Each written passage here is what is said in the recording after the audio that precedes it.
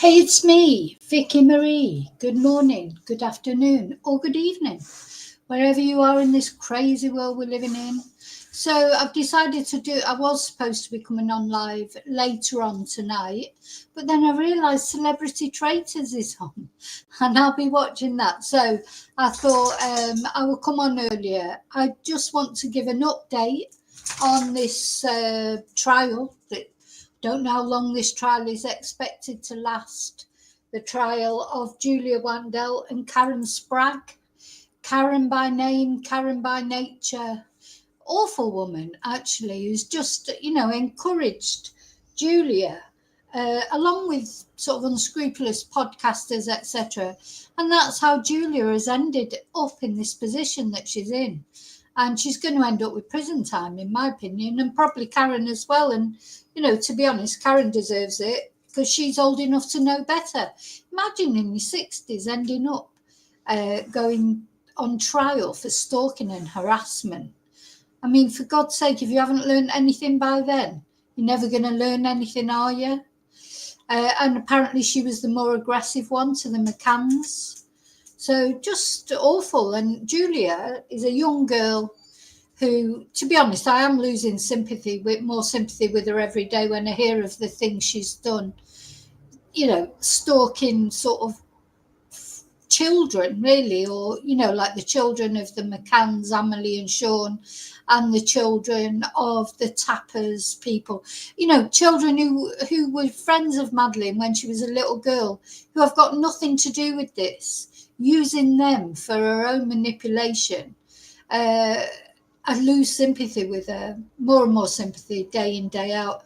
I'm trying to feel sorry for her. She's got mental health issues, but maybe she's just a little spoiled, entitled sort of, narcissist. So, every day I sort of start thinking that a little bit about her.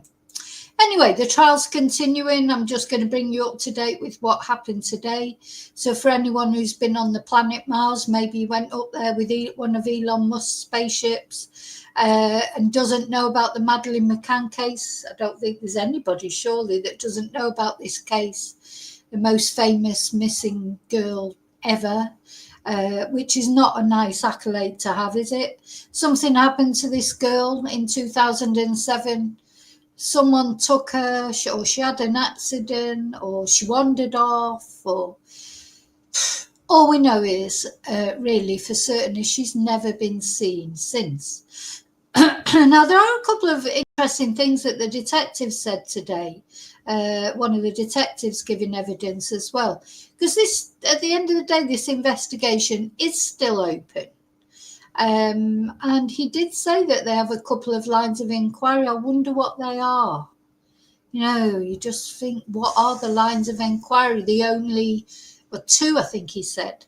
2 lines of inquiry still open. What are they, I wonder? One might be Christian Bruckner, who we talked about in another video. I wonder what the other one is. Anyway, it's still open. That's the main thing. There may come a day where the family of Madeleine and us get to know what happened to her. But one thing we do know for certain, because it's come out in the trial, is this is not Madeleine McCann. Oh, and that was the other thing. I downloaded a photo. I don't know if you've seen. I might have to make room for it here. I don't know if you've seen a photo of of Julia next to her biological mother. She's an absolute spit of her. Come on. Anyone could see that is her mother. Let's have a look. I downloaded a photo. And she says she doesn't feel like her mother is her real mother. She's really, what it is she's just, for whatever reason, maybe her mum's a horrible person. I don't know. Maybe that's why she doesn't want her to be her mum. Or maybe, as I say, she's just an entitled little brat who, she just wants attention, just wants anybody else to be her mum. But look, this is Julia's biological mum. And this is Julie. She's an absolute spit for the mouth. Look at the mouth. The mouth's very telling. The mouth, the nose. Her mum's got glasses on there, unfortunately. I might be able to make that picture a bit bigger, actually. How will I do that? Let me just see. But to me, unmistakable. Can I make it bigger?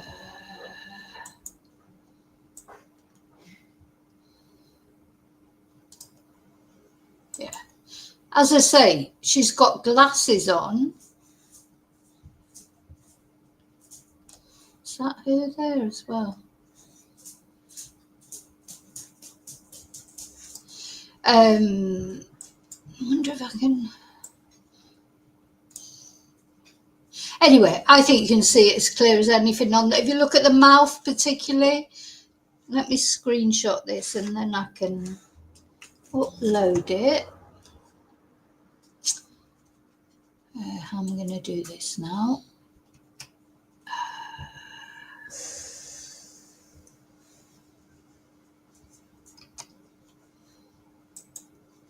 I upload the screenshot.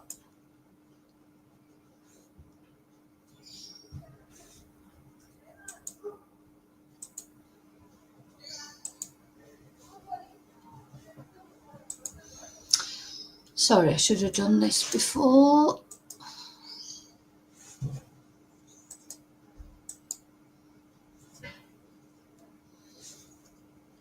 To me, the features are unmistakable. There. You look at her nose, but particularly the mouth. And that's what's so different with Madeleine, I think. The mouth is so different and the nose is so different. And you can see that clear as day that this is Julia Wandelt's mother. Not Kate. She looks nothing like Kate. Nothing whatsoever. I mean, she couldn't look any further away from Kate. She's got Emily's hair, maybe, but nothing else. She looks nothing like Sean.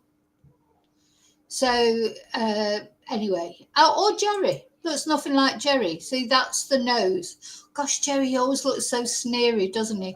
Yeah, I know that's probably that's just the way he looks, but whenever I look at a photo of Jerry, he always looks like he's looking at me as if to say, you know, like I'm just a piece of dog poo on his shoe. I'm sure that's how he would think of me. I don't know. But maybe that's just his normal look. So, no, this is Julia's real mum. And personally, I think it's unmistakable. But anyway, you'll let me know what you think. As always, we've all got our views. I'll just say hello to anyone. Hi, James. It's like listening to your mum. Okay. Oh, that's better than grandma. I probably could be your grandma. I was just going to say, James, how is she looked on in Poland? Because, you know, it's a shame. It's a shame when somebody is that deluded. And I do think she's been led astray, bless her. But through this trial, I have seen that she's so manipulative.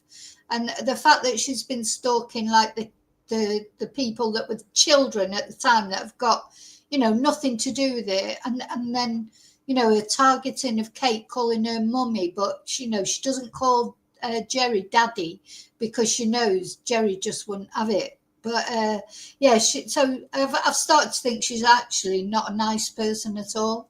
Hi, Lily. And hi, lovely lurkers. Thank you for watching. Hi, replay crew. Thank you for watching. I know I'm always a bit too spontaneous with my lives, but I have to just do them when I get the chance. You know, there's all sorts of other things going on normally in my life. So, you know, I normally, you know, plan them and then it never happens. Oh, dear.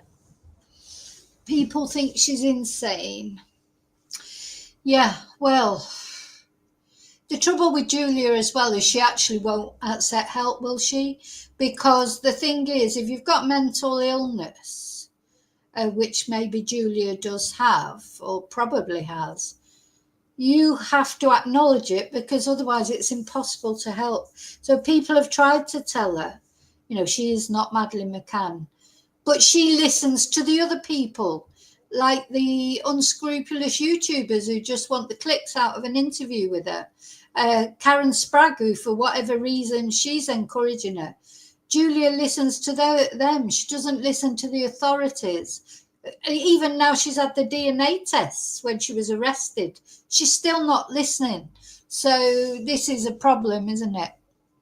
Anyway, so we're going to look at what happened today. Now, today, the people that gave evidence were two of the Tapas. Remember there was the big thing, or the people that were there on holiday, and two of the Tapas people gave evidence in court today. This is them, and this is Mr. and Mrs. Payne. It's Jane, is it Jane Payne? I can't remember her first name, unfortunately. Let me have a look.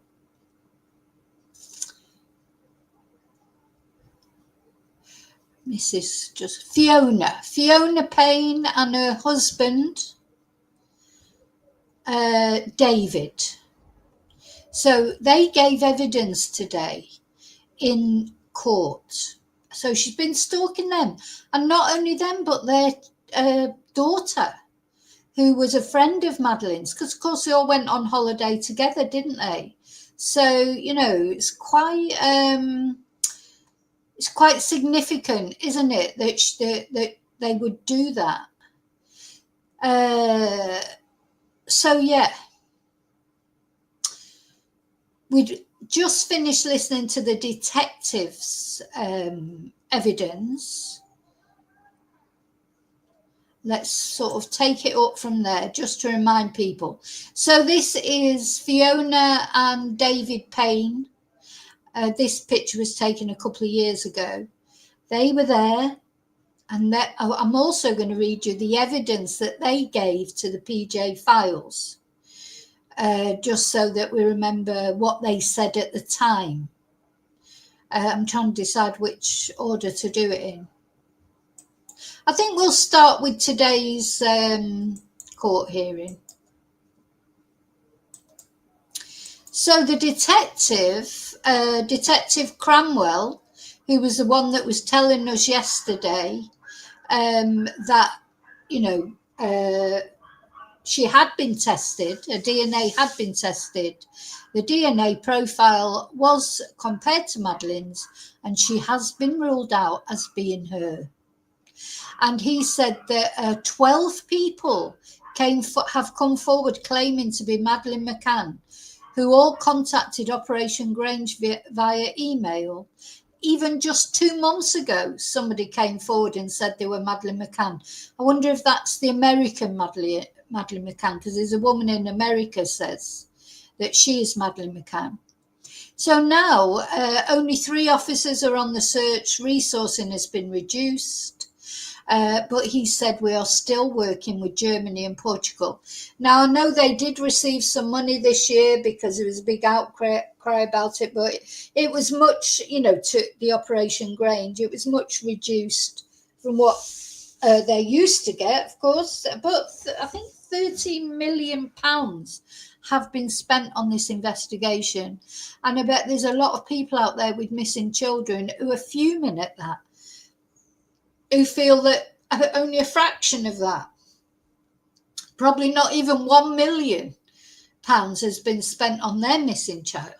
So there's been a lot of money spent on this child, on finding Madeleine.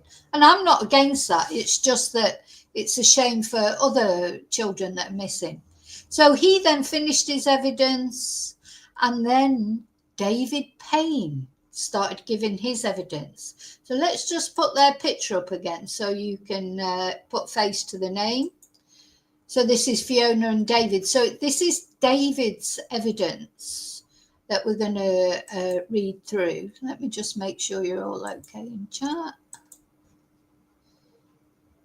Hi, Paul.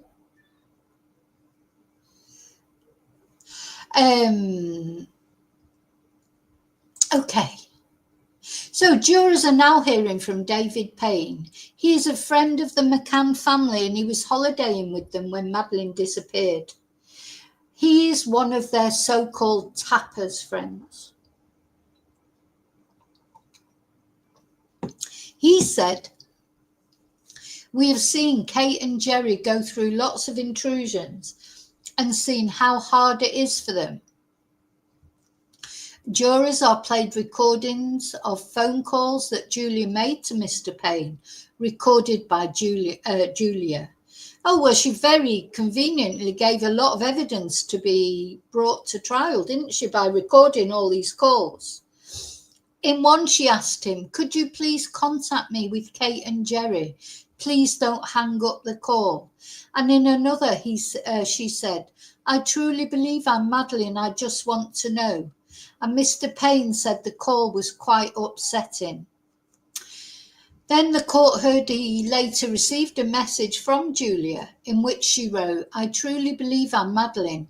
You say you can't help me, but you have a voice as the Tapas group and could clear your names. Please, if I were your daughter who went missing,' I mean, these are terrible things to say, really.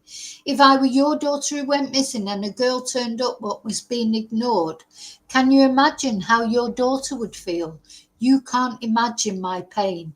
Now, you see, with Julia, it's all about her, isn't it? She doesn't really care about anybody else's pain or anybody else's hurt feelings. That is why she's a typical narcissist, in my view, because she literally does not care at all for any pain that she's putting anybody else through, does she? You know, she's oblivious. It's all about her and her pain. Hi, Lily. Oh, I think I already said hello to Lily. Sorry. I just realised you're saying hello to Empol. So, she's very uncaring, isn't she, for anybody else's pain. And she'd be putting a real mum through a lot of pain with all this as well. In another message, she's alleged to have wrote, "I could hear the sadness in your voice, David. Are Kate and Jerry scared? Are you scared of someone? David, you are the only hope I have now. Imagine it was your daughter. Just please tell Kate and Jerry all the things I've told you." Gosh, you know, and I know I've mentioned it a few times, but if you've ever been stalked, this is what they do. When they can't get hold of you, this is what my ex-partner did. So then they ring around all your family and friends or any number they can get hold of. They contact anybody else if they can't get hold of you. And that's what you feel bad then as well, because you're putting you feel like you're putting the other people through it. But it's not, it's the stalker that's putting them through it. But they will go to any lengths. You cannot underestimate how scary it is. Unless you've ever had a stalker, you cannot imagine how scary it is. You just can't. Just like you can't imagine, you think, oh, what you would do if you had cancer or whatever. If you've not had cancer, you don't know how it feels to go through all that. There are some experiences you have to have. And having a stalker is one of them. You just cannot imagine it, how it feels. And it involves then all your friends and your family, because they will stop at nothing to get to you. So she's contacting the Tapas people, David and Fiona, because she's trying to get through to Kate and Jerry. It's not, it's all really, her focus is on Kate. That I find that really creepy as well. I think her focus is on Kate more than any of them. This calling a mummy and this, that and the other. And even when she tries to go through Amelie and Sean, really her main focus is Kate, isn't it? Very scary for Kate. When they turned up at her house that night, the two of them, and she was alone and it was night time. Kate must have been terrified. You know, whatever you think of Kate or don't think or whatever you think happened, whether you hate Kate McCann or whatever, that would have been terrifying. Nobody should have to go through that. So the court heard that Julia sent Mr. Payne a message on Christmas Eve in 2024, which read, "Merry Christmas, David, the truth will set you free." And asked about the messages, he said the content was concerning. It was hard knowing that someone was claiming to be Madeleine and the impact that would have on Kate and Jerry. Now, most of the people who've claimed that they're Madeleine, like the policeman said there have been 12 other claims, they go through Operation Grange. That's what you should do, isn't it? You shouldn't contact the family. If you really did think you were Madeleine McCann, you go to the authorities, don't you, first of all? And because you wouldn't know. I mean, at the end of the day, if you really thought you were Madeleine McCann and that Jerry and Kate was your mum and dad and Amelie and Sean were your siblings, you wouldn't want to cause them any distress. So you would go through the official channels and you'd say, look, I think I am Madeleine McCann because blah, blah, blah, blah, blah. But, you know, none of the others have gone as far as Julia has gone. You know, they've gone through Operation Grange and Operation Grange has managed to, I don't know, stop them in their tracks in some way.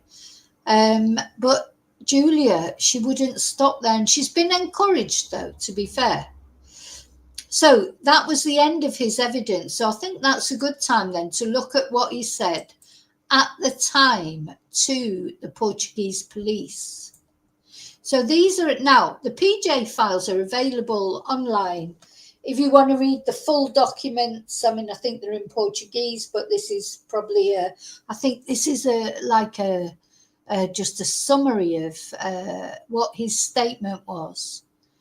They're freely available online. It says pages 6 to 66, 2 pages compressed into this summary. David Payne's statements were taken the day after Madeleine's disappearance, May the 4th, 2007 at 2:45 p.m. As with all the others, David was accompanied by a sworn interpreter, A. Francisco M. The statement was recorded by Inspector Patricia D. The words at the beginning of an interview are invariably the same. They are mandatory type words. They form the legal basis of the document. And they're just not going to go through that. So on the subject we are recording, it is shown that the interviewee made this statement voluntarily, that he has been on holiday in Portugal since April the 28th, 2007, staying at the Ocean Club Praia da Luz, that he plans to return to England on May the 5th, 2007, that he has known Madeleine's parents for around 5 years, that he was on holiday with Madeleine and her parents, that he came with a group, that the group is composed of 9 adults and 8 children. Actually, I'm going to take the photo off of this because I want you to see it.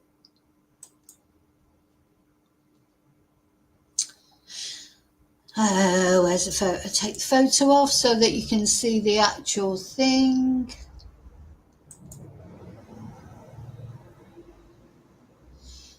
Right, I've missed a couple of people coming in. Hi, Moonbeam. That's okay, I hope you're well. Hi, Annie. Yeah, I feel like that, Annie. One day I'm fuming at her and the next day I feel sorry for her. But I must admit, as this trial's going on, my sympathy is fading. But I do think she has been encouraged, you know. Yeah. You know, and she may have had trauma. She says she has. She says she's been abused, but I don't even know about that, to be honest. Oh, Moonbeam, I hope you feel better soon. Okay, let's carry on.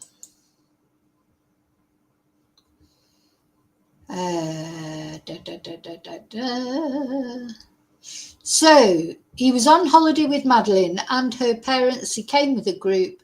The group's composed of 9 adults and 8 children. The adults are Diane, the interviewee, and his wife, and it mentions the children, Russell and Jane and their children, Matthew and Rachel, their children, Jerry and Kate and their children, Amelie, Sean and Madeleine. They came to Portugal via a tour operator, and it was the interviewee who booked the trip. Concerning the days spent in Portugal, the interviewee describes them all as being very much the same. He states that his family, composed of his mother-in-law Diane, his wife Fiona, and their 2 children, spent their days more independently than other members of the group. They were most often with the couple, Russell and Jane. Sorry, just have a drink because my mouth's dry.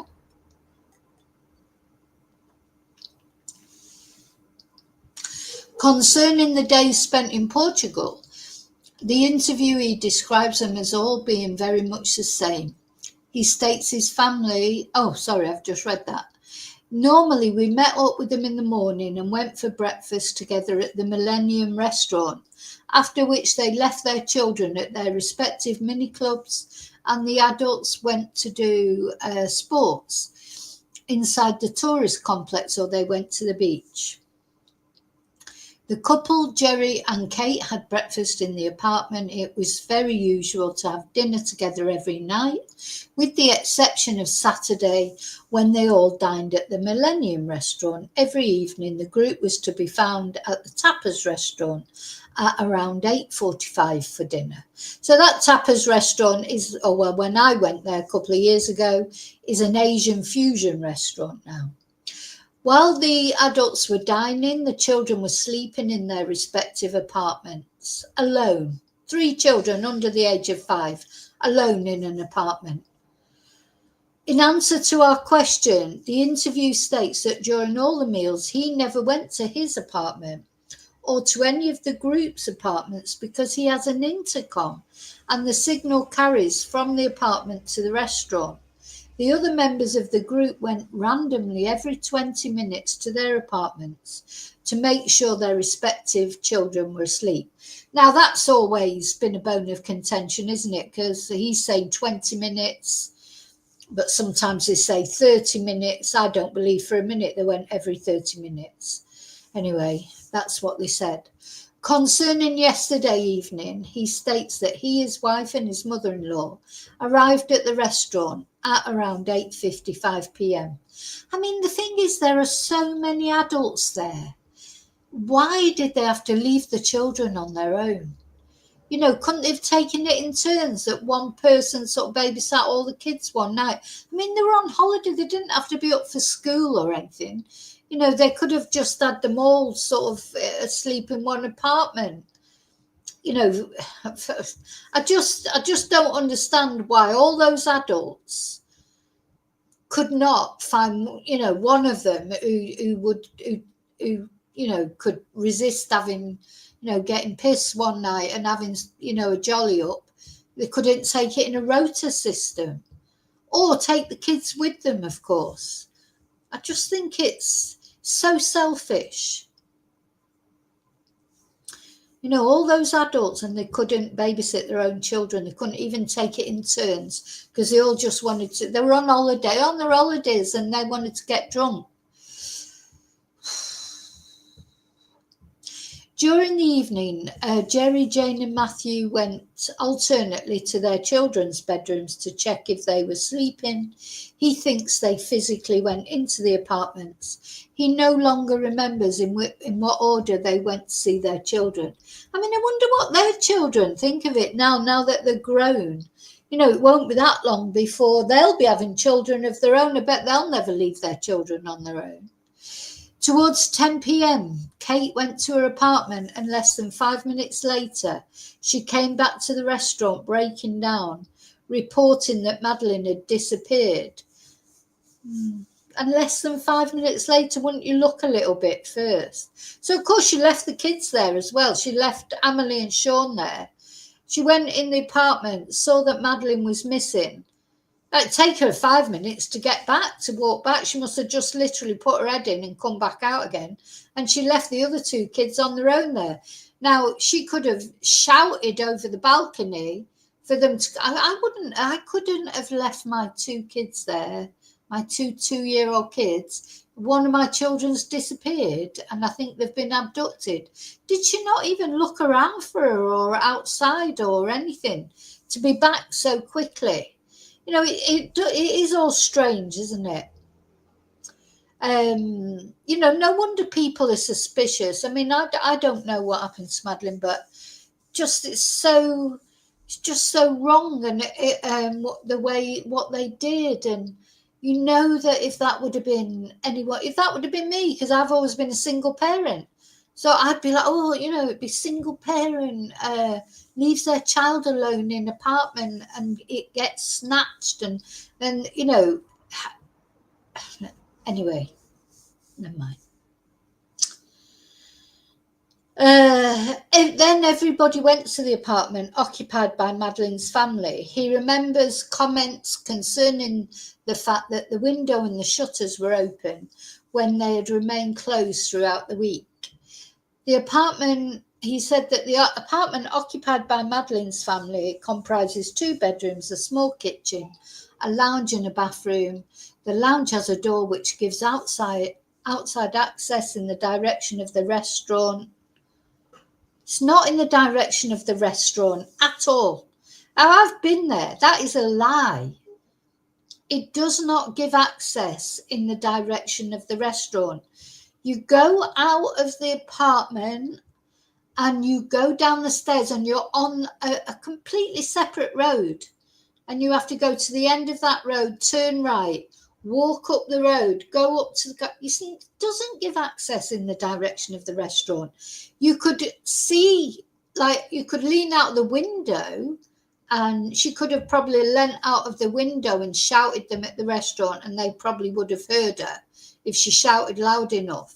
But there's no way that the door gives access to the restaurant. It's wrong, that. So much that's contradictory. He does not recall any more details of the apartment, but he remembers that the bedroom occupied by the children has a window that looks onto the main road, that he never went into the said bedroom occupied by the children, but he could see that there were 2 beds and 2 cots. The cots were placed in the middle of the bedroom. One of the beds was placed against a window, and the other, the one occupied by Madeleine, was against the wall facing the one that has a window. In answer to our question, the interviewee doesn't know how many times Madeleine left the tourist complex, but he knows she went at least once to the beach. During the holiday, he saw nothing abnormal concerning the couple, Jerry and Kate, neither with their children, not notably with Madeleine. In the context of the group, he noticed nothing abnormal, that during the whole holiday, and particularly during the day and the night yesterday, nothing unusual happened in the tourist complex that attracted his attention or which could be correlated with Madeleine's disappearance. He describes Madeleine as being a communicative girl, happy, obedient, and very well behaved. I thought that she was quite a handful, but, you know, again, that's another contradiction. I don't know. Madeleine's parents are very sociable people, known by lots of people, kind and affectionate. Madeleine is indeed the daughter of both elements of the couple. She was wanted and is the result of in vitro fertilization. There was no difference in treatment between Madeleine and the twins. He doesn't know if Madeleine suffers from any illness, nor if she is on medication. He has nothing more to say that could help the progress of the investigation. So that was his statement at the time of Madeleine going missing. And we've just heard what he had to say in court. And the next person who testifies is Fiona Payne, his wife. Yeah. That's right. They didn't want the kids there, Annie. You know, they didn't want, you know, and as I say, I went there to that resort, and it's a child-friendly place. Everybody in Portugal, just like in Spain, they take their kids with them. You know, they could have run around. There wouldn't have been a problem. And then when they were tired, I mean, they were tiny children, 2 and 3. They could have just pushed them off to sleep in their pushchairs, or put 2 chairs together and laid them down. That's what me and my friends have done for years with our kids. You know, if we couldn't find a babysitter, we took the kids out with us. You know, they are very selfish people, I think. And the other thing, you know, that annoys me is they never admit it. So if just once they would say, well, you know, we never should have done that. They've never said that, have they? They defensive about it. Oh no, you know, it's just like, you know, having dinner in your garden. You know, they've never once said, yeah, we were wrong to do that. They've never admitted being wrong to do it, and they were wrong. I think they would have got a lot more sympathy if they said, oh, we can't believe we did that, and we're sorry we did it, but they don't. Anyway, so then Fiona Payne, let's have another look at the photo again, just so that we know who we're talking about. She then testified in court. So this is Fiona and David. Fiona, this is a couple of years ago, this photo, so it's not a recent photo. Of course, there's no cameras allowed in the courtroom. So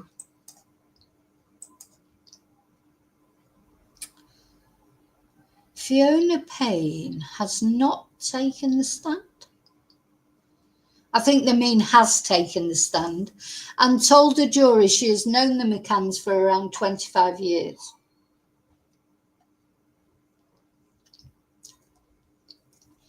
Could you imagine being a juror, you know, well, just being a normal citizen, and you get a call up for jury service, and, you know, you'd have mixed feelings. I've done jury service once, and it was interesting, I'll say that, but you know, you'd be thinking, oh God, what case am I going to get? Is it going to be a murder? You know, and then finding out that the case you've got is the Madeleine McCann case. You know, the story. I mean, you'd be like, bloody hell! You know, talk about notorious. To get that, you know, out of all the case, you know, probably most jury service is just, you know, routine cases.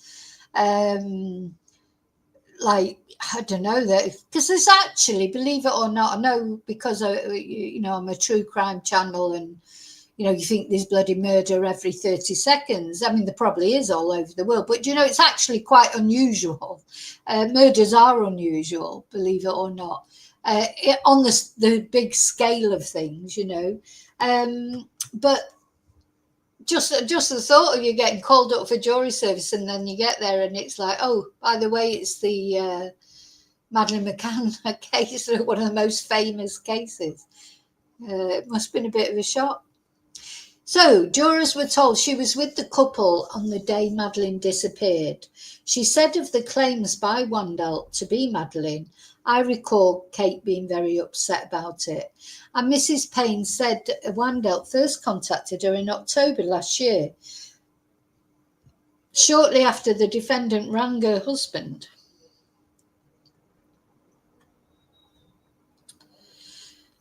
I was somewhat expecting it, so it wasn't a total surprise, she told Leicester Crown Court. Jurors were played a recording of Mrs. Payne hanging up after Wandelt introduced herself, and Mrs. Payne said she also received messages from Julia via Facebook Messenger last year, but only discovered them last week when she checked her spam folder. I found a catalogue of messages from a person called Julia, including pictures of DNA reports, she said. In one message, which was read to the jury, Julia wrote, "Hi, from what I've learned, You are one of the few people who still believe Madeleine is alive. I really need to have my DNA samples compared with Madeleine's parents. Please help me. I really don't lie. I remember them. Mrs. Payne told jurors her daughter was also contacted by Wandelt. So this was the fatal mistake, if you like, that Julia made. When she started contact, I think, the McCanns are probably used to nut jobs contacting them, aren't they? But when they started contacting Amelie and Sean and then their friends and then their friends' children, that was the last straw. And, you can't be surprised really about that. The messages were along similar lines, but perhaps more emotive, she said. It's really difficult. She's a vulnerable young adult who has been personally affected by Madeleine's disappearance. That's her daughter she's talking about. So she had the good sense to ignore them. I felt angry that Julia had sought to manipulate her. Oh, yeah, look at that video there. It's about Christian B. I did a video about him as well earlier, about how he's coping after he's come out of prison. So that was all really she had to say.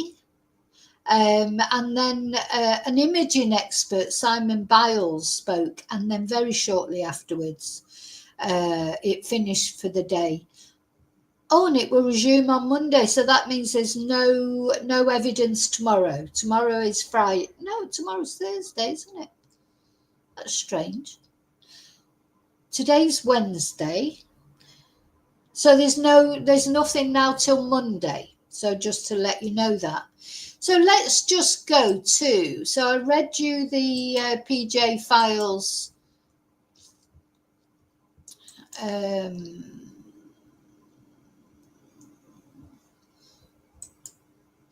Yeah, I agree, Moonbeam, but you know what? She just belongs somewhere. She belongs somewhere. She's got a mother, and she's, she has a family. I'm torn. I can't decide if she's just an entitled little sort of,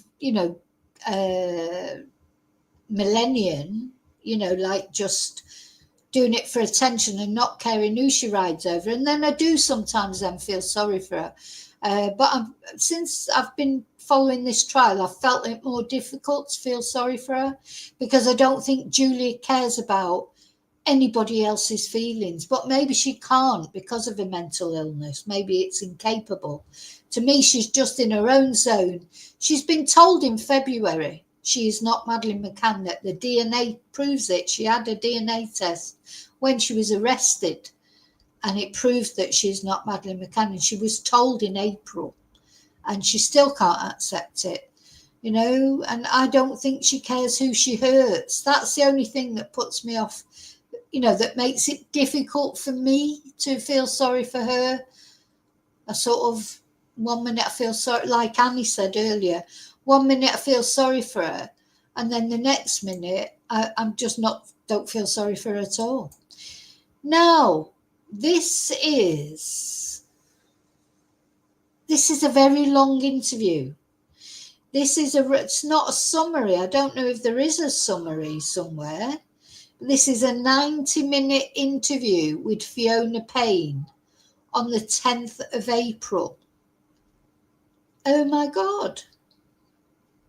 90 minutes, it's a long time. And it's the whole interview, so I think if I can just pick out the important bits, because I'm not going to read all that out. So she says, I'm 35 years old. I'm 35 years old. I work as an anaesthetist at Leicester and Leicester Registrar. I'm married to David Payne. We've got 2 children, Scarlett, who is the youngest, who will be 2 next month, and Lily, who is 4 in August. So these children, because this was, 17 years ago, 18 years ago. So these children now are like 20 and 22. So they're not children, they're young adults like Sean and Amelie. We have a fairly uneventful life, really. We are quiet. before the 3rd of May, very happy. We worked hard, enjoyed holidays, always made specific time to take holidays as a family. We have a very good base of friends in Leicester who we see a lot of, we make a lot of time for. A lot of the people, I knew them who have trained with us and we've done house jobs with. And so friends are a big part of our lives. So then he asks, what do you do for a living? And she replies, I'm an anaesthetist, combines a lot of different skills. We work in obstetrics, on labour ward, doing epidurals. Oh my God, I had an epidural, bloody hell. Don't ever have an epidural. If there's any of you out there that think you might be having any children soon, try your very best not to have an epidural.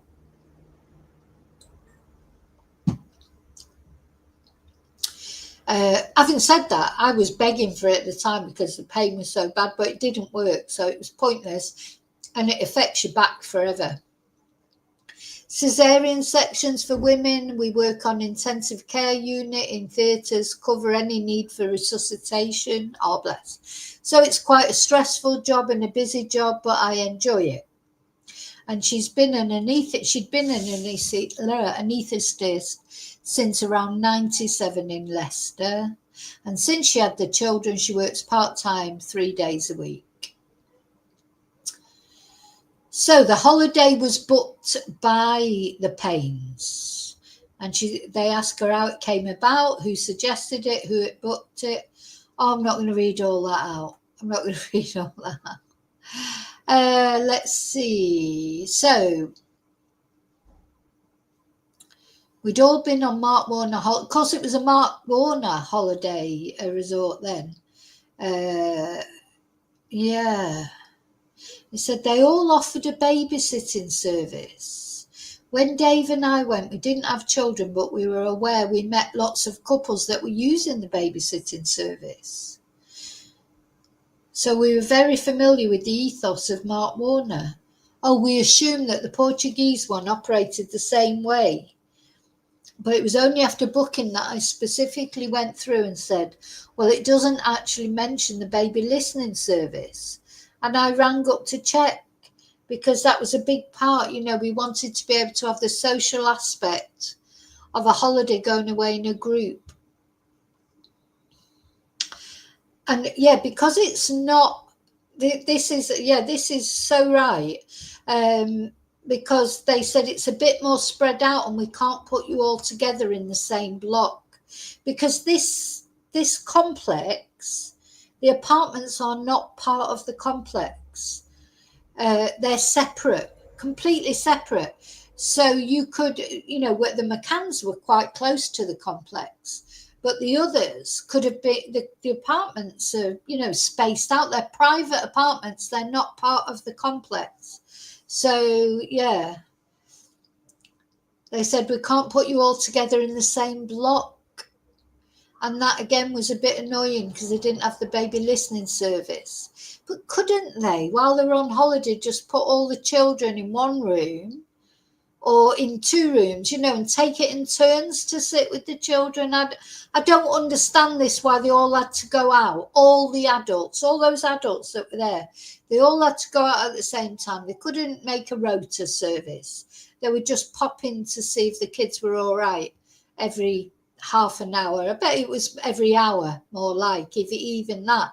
Because you know what it's like when people get out and they get chatting and what have you.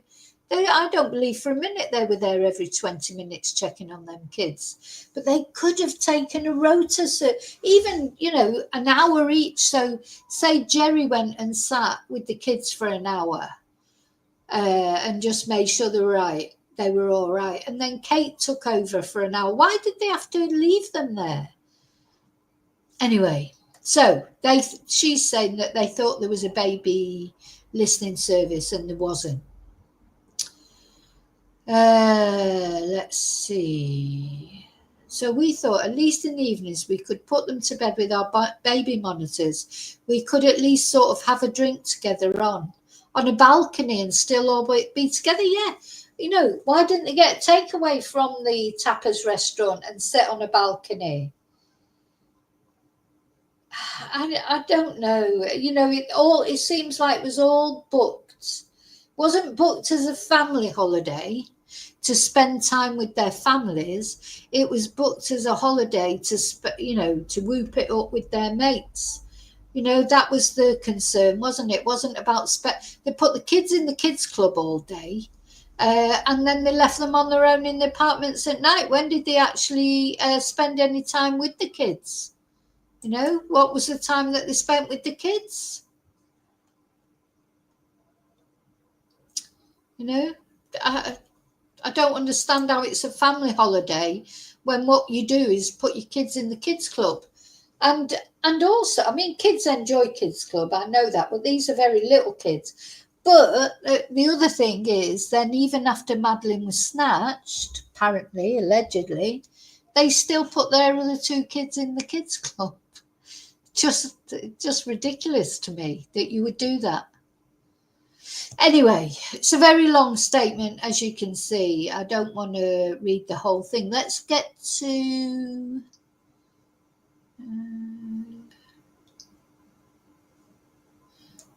Oh, so she says, I can't even remember the number of the apartment I was in. We were on the second floor. We were one up. Everybody else was on the ground floor. The McCanns were not on the ground floor, though, were they? They're on the first floor, weren't they? Oh, God. Honestly, it's too confusing, this case. Wait.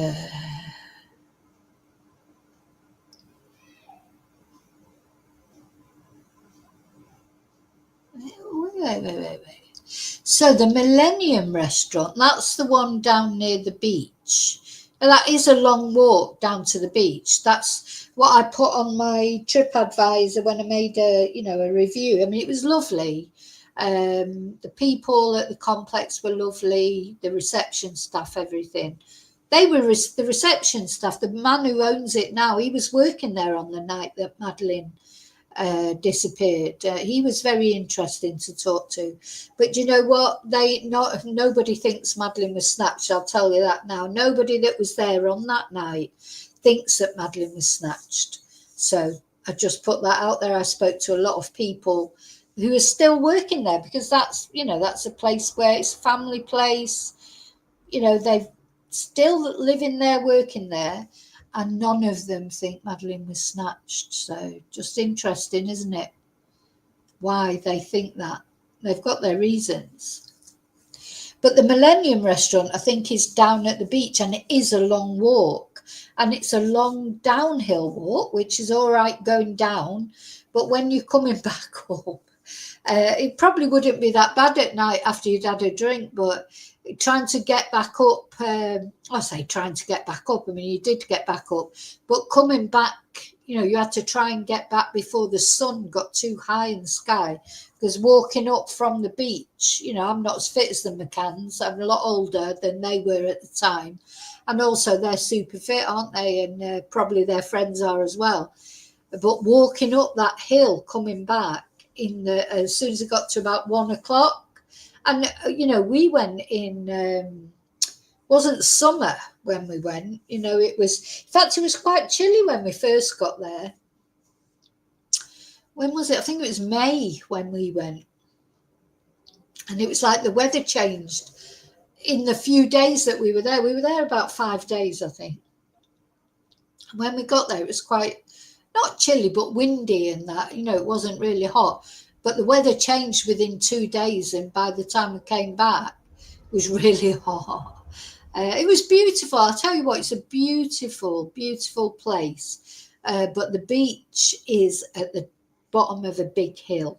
So you need to be, and even the apartments, because they're dotted about all around, you had quite a long walk from the complex to the apartment where we stayed. Anyway, it wasn't as close as the McCann's apartment was. So there's a lot of walking, a lot of steps. So it's just something to be aware of. If your mobility wasn't brilliant, I mean, mine's not brilliant, but I mean, I'm not that bad. But if you were just that bit for, if you had any problems, and I don't think that was made clear in like the advertisements for it and everything, that you would need to be a good walker to get up and down the hill there to the beach. You know, there's not exactly just taxis hanging around because it's a very quiet place. It's a funny place to take children, I think, to be honest. That struck me. I thought, I mean, there were children there. There were lots of families there with children of all different nationalities. But I thought, really, I wouldn't want to take my children somewhere like this because it wasn't easy to get around. When you take kids away, especially, you know, if you're going to put them in kids clubs and things like that and let them you just want to go somewhere that's easy, don't you? Somewhere that's easy to, you don't want to go somewhere complicated to get to places and stuff. But I don't know. And also, I was told, and I don't know if it's true or not because it was just what someone told me, that they spent quite a few times that, you know, that they left the kids and went much further than the Tapas bar and went down to that Millennium place on the beach. So I don't know. But yeah, it's not an easy place with kids unless you just stayed at the Tapas bar. Okay, so you can see there's a lot to that. I'm not going to read all that out. But yeah, I'll try and remember to put the link in the description or something, though it's easy to find. The PJ files, Madeleine McCann, and it'll all come up. Yeah, it's too much to read that, unfortunately. Maybe one day. I've already done a lot of speaking, but yeah, it does. It is a case that gets more confusing as time goes on, isn't it, Moonbeam? You know, will we ever know? Will we ever know the truth? I don't know. I don't expect we will, but maybe we will. But the one thing that we do know so far is Julia Wandelt is not Madeleine McCann. God knows what's going to happen to this girl. If she's found guilty, I think she'll be deported. Because isn't that the rule now in the UK, that if someone is found guilty, who's not, you know, a resident, like who's not a national or whatever. I mean, Julia's only there on holiday. You know, she's Polish. She's a Polish resident. You know, really, she's got nothing to do with the UK. So if she's convicted, won't they just deport her instantly? And she'd have to serve whatever time, surely she won't serve any time she ends up doing in a British prison. You know, why should the British taxpayer have to pay for Julia? It's very strange, isn't it? I don't know. It's a bit of it's very unique, isn't it? I don't know if this is, you know, I don't know. I'll have to research it because I literally do not know exactly what happens to someone who is foreign, you know. So bear in mind, she's just like a holidaymaker who's foreign, commits a crime in Britain. My understanding is they get instantly deported to serve whatever sentence in their own country, or do they then do another, have to, you know, be tried again in their own country? I don't know. Yeah, no, she doesn't have citizenship, does she, Moonbeam? Definitely not have citizenship. I don't think she's ever applied for citizenship. Maybe she's after citizenship. Maybe she was hoping, you know, if Jerry and Kate were her mum and dad, she could get citizenship. I don't know what Julie was hoping for. I don't know what she's living on in Poland. I think her mum's probably been supporting her mum and dad, or her mum and stepdad. I need to look into that. It's just I just haven't had time. I want to look into that more, but I just haven't had time now with all the case going on. And of course, there's lots of other cases that we're covering, and I'm just, you know, there's always something coming up, isn't there? Anyway, lots of cases I'd like to talk about, and just not enough hours in the day. But I'm going to follow this trial through to the end because this is important. I just don't know what's going to happen. Now, I don't know what other evidence can come now. will Julia speak in her own defence? It's reminding me a bit of the Erin Patterson trial, this. I mean, a bit of a bonkers case. Yeah, it is. And that's putting it mildly, isn't it? But the heart of it is this little girl. What happened to her? But do you know what? I think I can use I have used it. I think that in this case, I can use my Pinocchio emoji that I haven't used properly really since Erin Patterson's case, because Julia is a liar, a fantasist, you know. I know. Yeah, I mean, Kate and Jerry, well, a lot of water under the bridge now. They shouldn't have left those kids alone, but they'll never be held to thingy with it. Well, that Pinocchio moonbeam was from the Erin Patterson case. There is this one is new, Crazy World, but it's not very clear. Crazy World. Need some new stickers, I think. Yeah, it's a crazy old world. New stickers for the members. Of course, my favourite as well. A lot of people like the waffle one, don't they?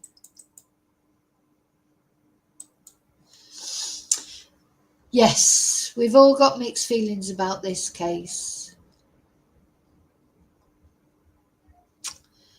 You know what? A mixed feelings emoji. Yeah, we need it. I'll tell you what, in members tomorrow night. So just to let people know, why not become a member and join our members live on a Thursday? We always have a members live on a Thursday evening.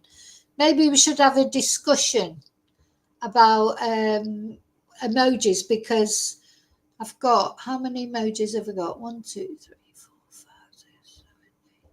10, 11, 12, 13, 14. I've got 14 emojis that I'm allowed to use, that I can change. And there are some that I use a lot, so I will keep them. I like the waffle one, the candle one, of course, we like the heart one. I quite like the bless you, but I don't think you actually as members don't use it much. Oh, I like the red flag one. What a twonk. Haven't used that for a while. What a twonk. I'm sure we'll be using it soon. Yeah, maybe I need to have a little change around. Got the coffee emoji. Hell. I like the hell one when they're going to hell. I haven't put anyone in the hell hole for a while. We need to find someone to put in the hell hole. Oh, there you go, Moonbeam. That's all of them all at once. Of course, yeah, the doggies, the sheriff, because I did the sheriff emoji when we were talking about Travis Decker case, because of that handsome sheriff. I do like a sheriff. I mean, I just can change them. I can change them just in an instant, really. So yeah, we need to have a think. But I think, yeah, one of my favourites is definitely the Pinocchio one, because most people we talk about on this true crime channel, they're a bit Pinocchio-y, aren't they? They do tell a few porcupines. So